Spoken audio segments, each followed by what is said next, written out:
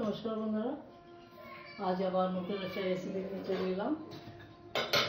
দেখুন, আমি ছোট ছোট আলু সেদ্ধ করে নিয়েছি।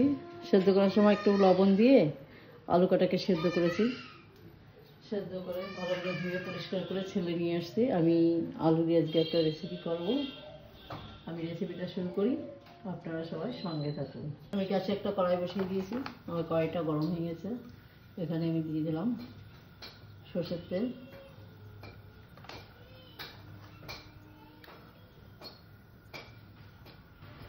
একটা দারচিনি, দুটো এলাচ, দুটো লবঙ্গ। ভাজা হয়ে গেছে। এবার এখানে দিয়ে দেবো পেঁয়াজ কুচি।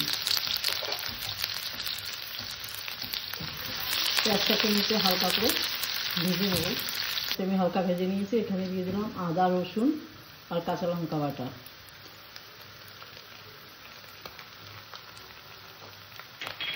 এটাকে আমি হালকা একটু কষে নেব যাতে কাঁচা গন্ধটা না থাকে।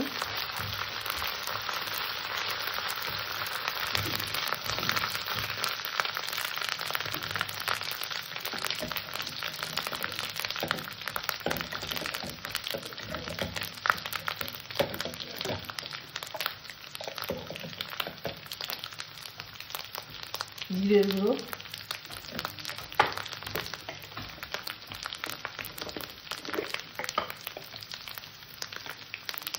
ধনের গুঁড়ো, হলুদের গুঁড়ো,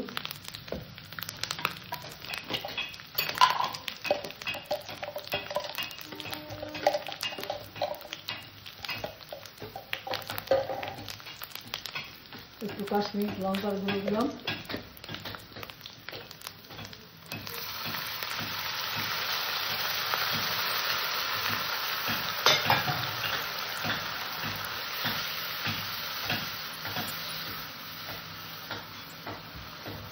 মশলাটাকে একটু কষে নিতে হবে।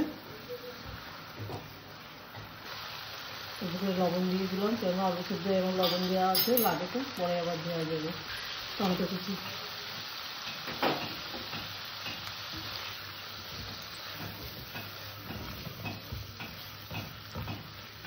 মশলাটা কষা হয়ে গেছে। আমি এবার এখানে আলুগুলো দিয়ে দিলাম।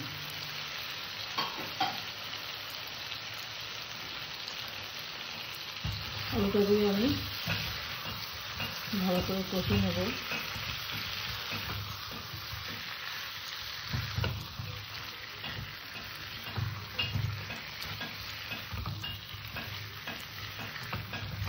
আলুটা আমি সুন্দর করে কষে নিয়েছি। এবার এখানে আমি দিয়ে দিলাম জল।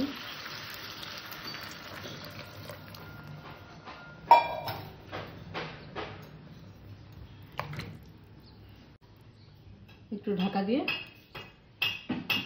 ফুটিয়ে নেব। 2-4 মিনিটের জন্য ফুটিয়ে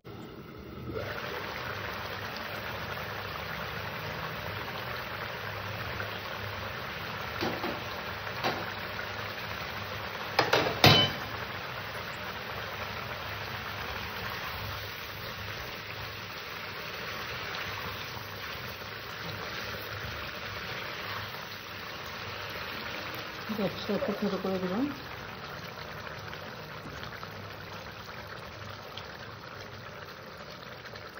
কাসুন্দি দিয়ে দিলাম একটু।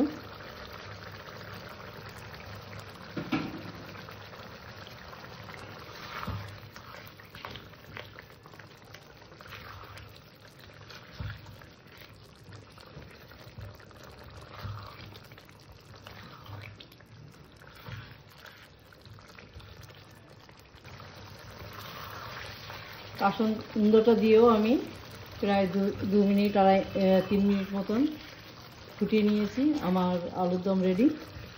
আমি নামিয়ে নেব। নামানোর আগে একটু ধনেপাতা কুচি দিয়ে আমি নামিয়ে নেব।